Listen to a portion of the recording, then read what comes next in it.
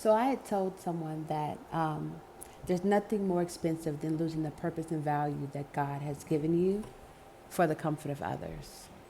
And originally, I didn't even realize that that's what I was doing.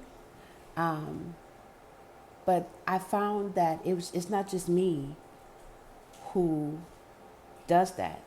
It's a lot of moms that honestly, we just, a lot of moms and wives, and we basically just don't worry about ourselves because we're consistently giving to the love of our lives, which is our husbands and our children. And then, years and years go by and you forgot that you love to write, or you forgot that you love to bake, or, you forgot that you love to take walks in the morning. You just forgot about things. Hell, I forgot that I actually really do fucking like chocolate ice cream. I didn't even, because I never had the opportunity to just sit and just ask myself, hey, what is it that you would like to eat, or what is it that you would like to do? Because the needs of others were always before mine. And 23 years later, I realized that that's a wild aspect to have, because no one is going to put you before them, right?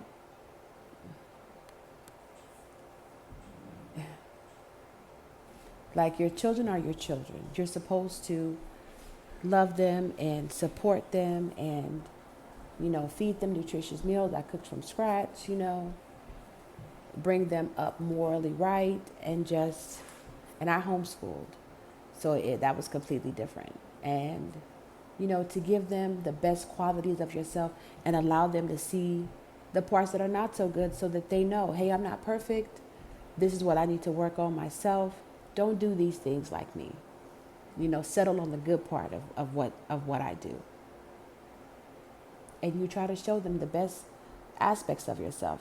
Try to give them, or instill in them good qualities. And then for your spouse, you just want to be supportive. You want to listen to them if they are having a bad day. And you want to make sure that you are comforting and loving and considerate and compassionate and prayerful. And you realize after all these years later that all that you were basically doing was just serving. And while neither one is going to say, well, one party did say, yeah, I didn't ask you to XYZ, but it was a requirement for me. So, just for every mom and every wife out there, just to take your time with yourself. Be gracious with yourself, because at the end of the day, our babies are going to be grown and they're going to have a life to themselves. And if you're a good parent, you will be a part of that.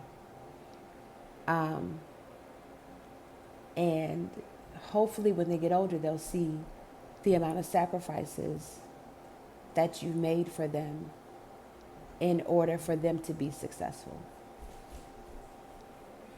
And in regards to, marriage is such a beautiful thing, but it can also be a very difficult thing at the same time, because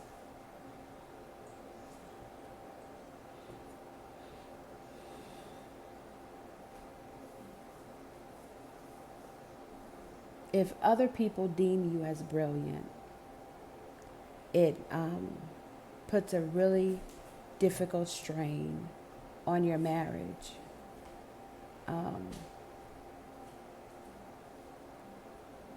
It puts a really difficult strain on your marriage.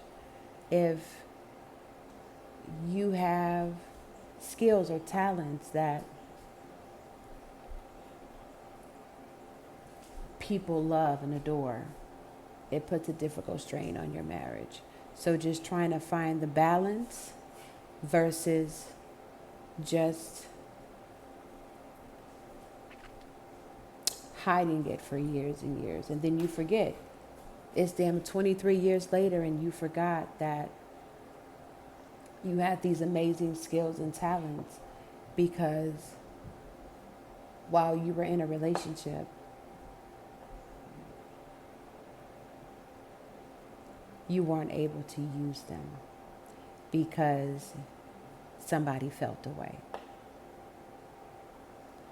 So going into this new year, hopefully, you as a mom,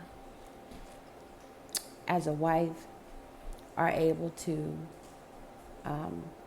find a good balance between the gifts that God has given you in terms of the skills that you should use, the talents and the gifts that you have, and your relationships, because it has to be it has to be a balance for everyone. And it took me 23 years to find it, and I'm never losing it again. I wish everybody well for New Year's 2024, and may we all have continued success.